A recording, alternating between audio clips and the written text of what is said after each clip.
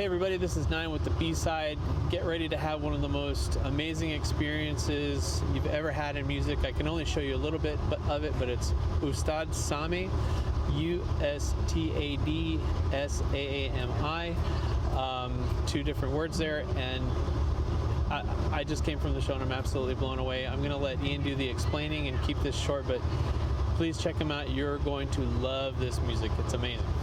Bye. Sure. So, hey everybody, welcome to the B-side. I'm here with Ian Brennan, and we're going to be talking about several things, hopefully, but tell me what important things are going on with you right now. Oh, well, I mean, I'm fortunate enough to be here at WOMAD for, I think, the 7th or 8th year in a row, and we've had one or more artists each year. Some great folks like the good ones from Rwanda and the Malawi Mouse Boys, and WOMAD makes it possible for people that otherwise would not be able to come overseas to do so. And it's because the economics of it can work at a festival that cares about doing that and not just bringing in famous people. So almost every artist we've worked with has come to the UK for the first time ever. Many of them have left their countries for the first time ever. And this year we're here with Ustad Saami, who is from Pakistan, 75 years old, and this is his UK debut. It's an amazing story for him and for you as well. You've had a long journey through music and mental health, and not your mental health, but working in the mental health field as well. Same thing, pretty much. And so it seems like a purpose came together after many years of hard work, and you saw a path to getting some people a voice that normally wouldn't have a voice. And I would imagine that you've sort of started seeing that working in the mental health field, advocating for people who couldn't speak for themselves, and then seeing language being lost. My wife's a linguist, so this is a big thing for her. You just see languages going away. I'm a Mexican, Native American, Scott, whose native languages are almost gone on both sides. So what got you interested in that and wanting to actually do something about it? Well, I mean, I think we all have our journeys and our stories. There's a history of mental illness in my family. My sister, in addition, my sister had Down syndrome, so her verbal skills were limited, which is largely, I think, what attracted me to music and dance in the first place, because that was how she could most easily express herself, especially when she was younger. And working in mental health, as you said, it's hard to not be sensitized or in touch with how disenfranchised some individuals are and how violent our society is indirectly to people in many cases. And so it's interesting you bring up that background, because we have a record coming out in the fall of the homeless community, members of the homeless community in Oakland. And that was largely, that idea was stimulated by a guy, Dennis, who used to come in all the time, diagnosed paranoid schizophrenic, homeless, but an incredible artist, meaning sketch artist. He could sketch you perfectly in probably 5-10 minutes, if that. And he wrote a song that was just so beautiful. And like most artists, his other songs weren't that good. Like most people here, he had one good song, you know? I mean, and that's why I think we need to listen to more people. I think there's a certain wisdom to one-hit wonders, but he had this one beautiful song, and to see that song, in essence, die with him, really, really made me see the value of microphones and recording, and not that everything has to be preserved and saved. But we have had the honor and the privilege to widely release internationally for the first time artists doing original music from many countries like South Sudan and Rwanda and Malawi and Vietnam, but also in languages that otherwise with popular music had never been represented with original music. So Chichewa in Malawi, which is not in danger of extinction, but a language that a lot of people have not heard, and that's incredibly musical. Acholi for the Choli Machan in South Sudan, Kinyarwanda in Rwanda. So I feel it's important. Again, we can't save everything, but I think it's important largely because of these languages do contain meaning beyond the words, meaning the sounds came to be out of people trying to express themselves intellectually and emotionally. And there must be wisdom in those different ways of expressing ourselves. But from a musical standpoint, just the sheer musicality of different languages. Some being more musical to Westerners' ears than others, but all of them having music. All of them having music. None of them being without music.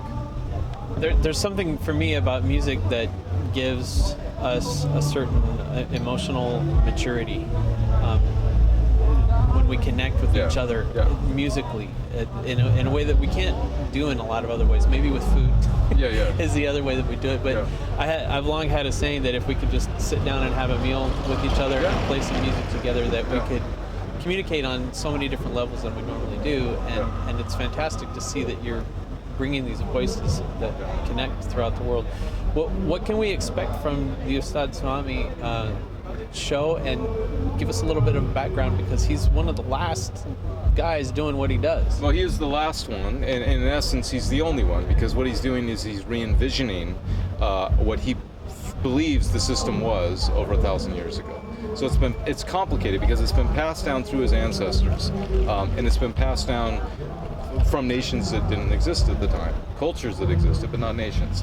And so he's doing a 49 microtonal note system, which, a lot of people may realize, but to put that in perspective, we have 7 notes usually in the most common Western scales. So that's 7 times as many notes. What that means is, for every note we have, he's doing an entire scale of ours. It would be the equivalent roughly of a 42-string guitar or a 616-keyed piano. But it's more complicated than that, because he has to do it without any visual cues, and he has to do that without any tactile engagement. The music literally has to live within him, and he has to listen the entire time. And he believes that singing is listening.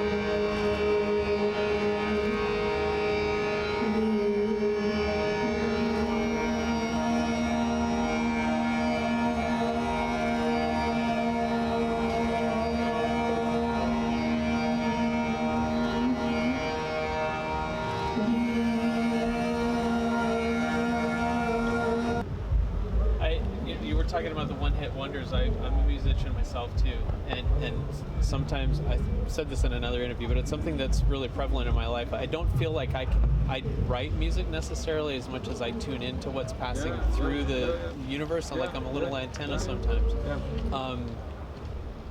Tell me about your experiences working with people in sometimes remote and dangerous places, and places that it could be dangerous for them to actually express the music. And how that relationship with them might be changing what they're able to do and what they're doing now. Yeah, I mean, I think there's always cause and effect. I think that I believe in freedom and I believe in action. I don't think we can live our lives bubble wrapped, but at the same time, I think we have to be conscious of the potential implications for another individual. Because there can be repercussions for all of us. I've written about things that have alienated people in my life before by telling the truth, but I'm not sure that that cost exists. But I'm not sure that it's as costly as not telling the truth, because we don't have enough of it. And I think what people desire an artist and rarely get an artist, and this is where they're being cheated nutritionally by most corporate art, is honesty. And so for a lot of people, I think the most intimate relationships they've had among them, the greatest honesty they've experienced has often been with a complete stranger. Often a complete stranger who might be dead. Somebody that they're listening to from generations back singing. Someone like Nina Simone, where she's telling the truth, right? And she had a hard time, you know, with mental health issues. She had a hard time largely in her life with it emotionally. But in terms of performance, she gave it all. And then she was telling the truth and connects with people as a result of that in a way that landfill is you know, piled with artists that sold millions of records back in the day, physical records, but no one wants to listen to them now. If they listen to them, they listen to them ironically, you know, like they like what a joke it is to them. So they listen to them maybe in that regard, but to really listen, like private listening, to connect with somebody on an intimate level, it doesn't exist. Hey, I heard Huey Lewis talking about music and what was popular on the radio that got played, and he said, "Man, I don't ever listen to that stuff. I can't stand that stuff. That wasn't what I wanted to do, and I don't play it in shows." Right. So it wasn't speaking the truth, which is very, very hard to do. Yeah. It's true. I do think you know. Yeah, that's the flip side of kind of careers is when somebody gets put in a position where other people can make money from them, and maybe also a certain responsibility. Certainly, there's a lot of big bands, and this is maybe why the music industry is problematic sometimes. A lot of them will continue long past when they're inspired. In a very giving way, really. They're trying to share their wealth to some degree with the 50 crew members or 100 crew members that depend on them. But they don't want to play another concert ever again. They don't, you know, they're not. Well, some of them really would rather stay home and garden or whatever they do. But they'll keep doing it because they know, well, if we shut down, these 100 people and their families that we've, you know, seen, you know, develop, you know, people getting married, and divorced, and having kids, are all dependent on that act. But then you got the one-hit people that you know, have to build a whole concert around it. And I think I feel for those individuals, because I think it's a terrible thing to play a concert and know that no one wants to hear anything you're doing. They're just waiting for you to play that one song, and if you don't play that one song, there's probably gonna be a riot. You know, there's probably gonna be an uprising. So what can we as the audience and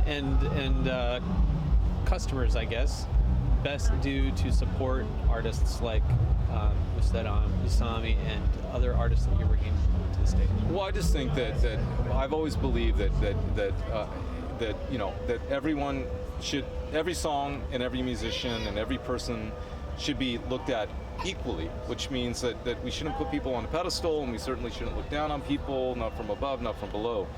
But if you're pretty much here and you got a choice between listening to a woman or a man, listen to the woman. If you're pretty much here and you got a choice between listening to somebody from a country that doesn't get heard or America, fuck America, fuck England, you know. And I love America. And there's an exploited song in there somewhere. Okay. And I love America. I love England. That's not what I'm saying. But I'm saying the inequity is so incredible that there's almost no one in the Western world that cannot name dozens and dozens of artists from London, even England, from America. I mean, it's a rare individual. They have to really be somebody who doesn't care about music, but or film even, you know. But to be able to talk about music from Central African Republic, impossible almost, even here at WOMAD, it's near impossibility. Thank you so much for the time. Thank you. Yeah. Good to see you. Thanks everybody for tuning in. Yeah. No, thank you for coming all the way over.